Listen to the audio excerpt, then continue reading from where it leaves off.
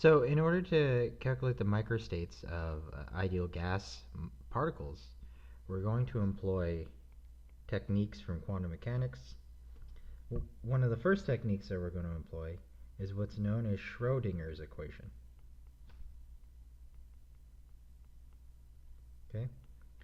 And what Schrodinger's equation is it's a sort of constitutive equation that describes the energy of molecules in a system.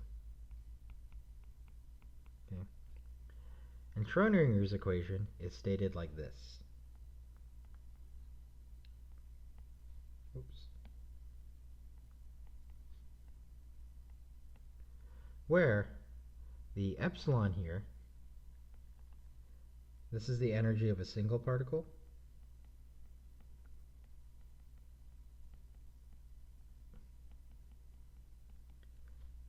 This h here, or script h, is what's known as a Hamiltonian.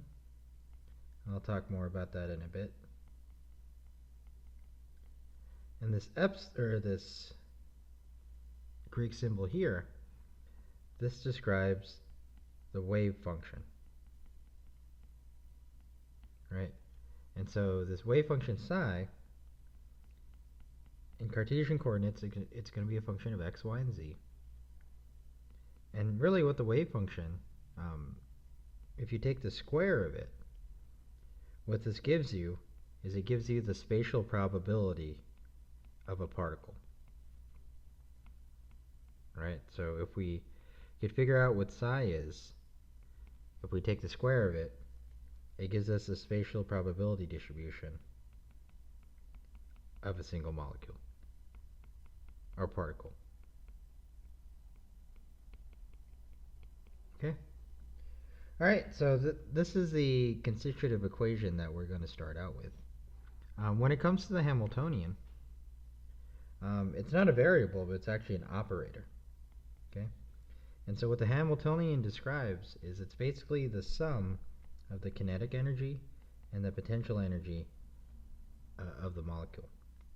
For the kinetic energy term, we write it like this.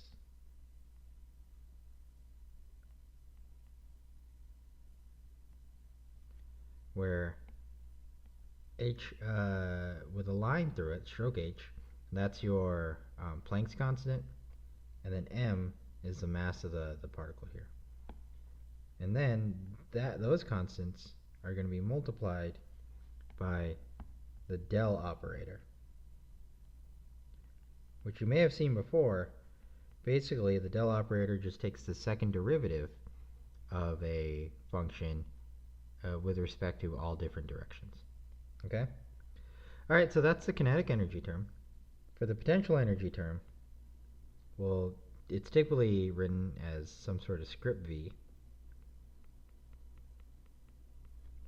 And so the potential energy term basically describes molecular interactions. And it would be a function of your spatial coordinates x, y, and z. Okay?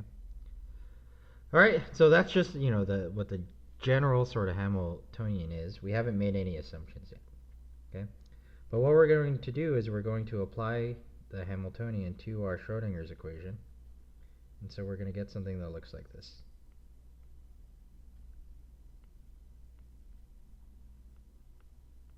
Plus equals epsilon psi. Okay? Alright, and so we have this Schrodinger's equation, so I kind of wrote it out, and just as a reminder, this m, that's our particle mass. Okay? Now the reason we want to use Schrodinger's equation is because this constitutive equation gives us a way that we could calculate the energy of a single particle. And that's important because, as we know, this energy is related to the entropy of the system, and the entropy is just another way to express omega, the number of microstates. And so consequently, that means that omega and epsilon are related to one another. Right? Okay, so this is just the general sort of equation that we could use to describe a system of particles. But in this example, we want to describe an ideal gas. Okay? And so for an ideal gas, we can make the following assumptions.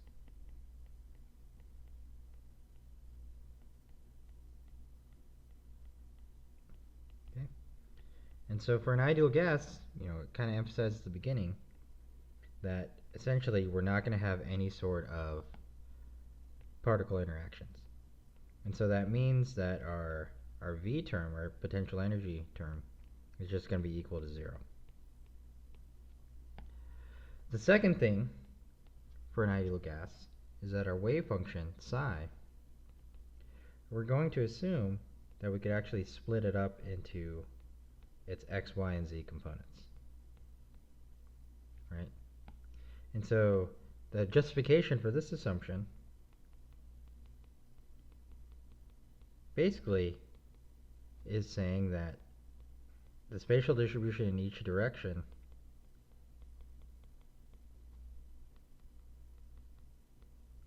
is independent from every other direction. And that makes sense, right? Because for the ideal gas, the molecules don't interact, and so that means it should be free to move in any direction without interference from how it moves in other directions. So that's the sort of idea there. Okay. All right, so with these assumptions in hand, or if we apply these assumptions, we could simplify our Schrodinger's equation even further.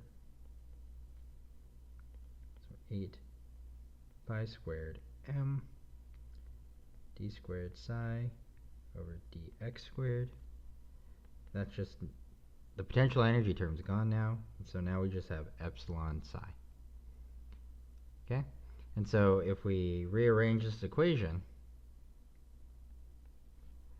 we could write it just as a second order differential equation like this. Plus 8 squared m epsilon I over h squared psi equal to 0. And in front of the psi term, we have this collection of constants.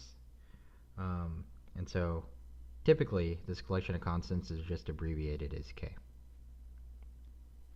Okay? And so we could write our second order differential equation like this.